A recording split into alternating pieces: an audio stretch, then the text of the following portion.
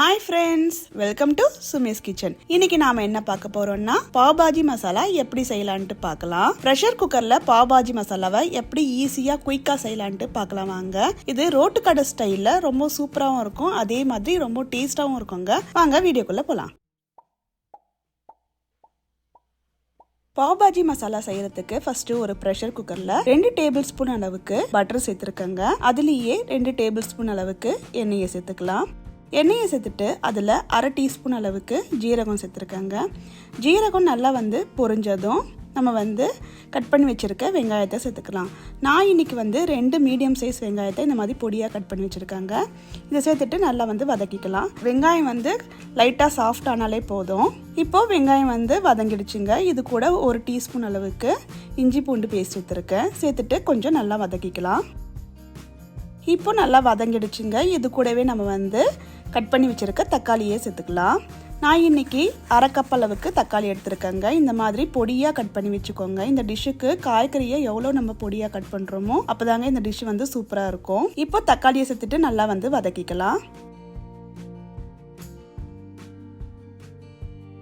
இப்போ வெங்காயம் தக்காளி நல்லா வதங்கிடுச்சுங்க. இப்போ இதுக்கு தேவையான மசாலா சேர்த்துக்கலாம். 1/4 டீஸ்பூன் அளவுக்கு மஞ்சள் தூள், 1 டீஸ்பூன் காஷ்மீரி சில்லி பவுடர்,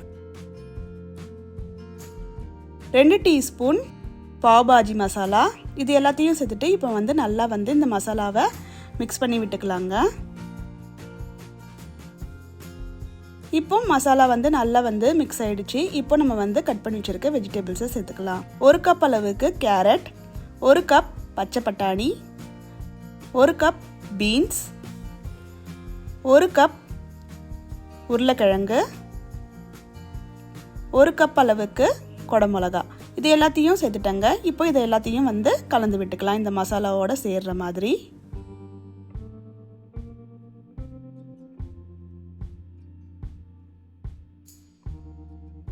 இந்த மாதிரி கலந்து விட்டதுக்கு அப்புறமா தேவையான அளவு உப்பு சேர்த்துருக்கேங்க. உப்பு சேர்த்துட்டு 1 கப் அளவுக்கு தண்ணி சேர்த்துருக்கேங்க.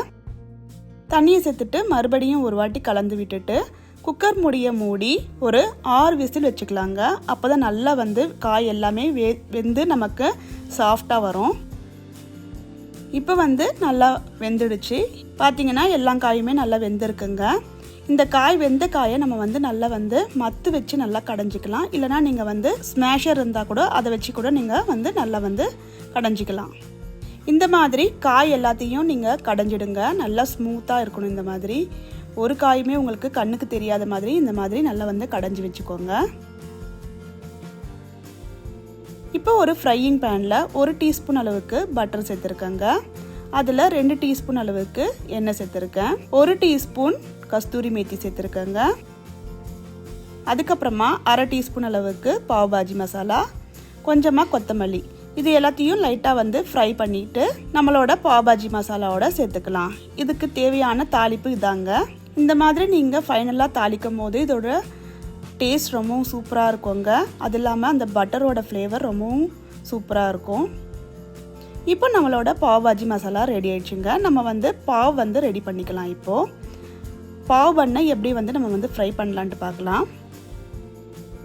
மறுபடியும் ஒரு ஃப்ரையிங் பேனில் 1 டீஸ்பூன் அளவுக்கு பட்டர் சேர்த்துருக்காங்க. அதில் 1/4 டீஸ்பூன் அளவுக்கு பாவ் பாஜி மசாலா, கொஞ்சமாக கொத்தமல்லி. இது எல்லாத்தையும் ஃப்ரை பண்ணிவிட்டு லைட்டாக இது கூட நம்ம பண்ணை டோஸ்ட் பண்ணிக்கலாம்.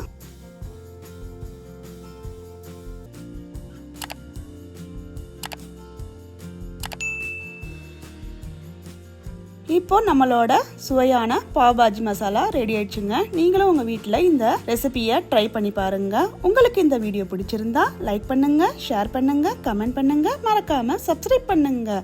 மறுபடியும் இன்னொரு வீடியோவில் உங்களை சந்திக்கிறேன். Bye bye.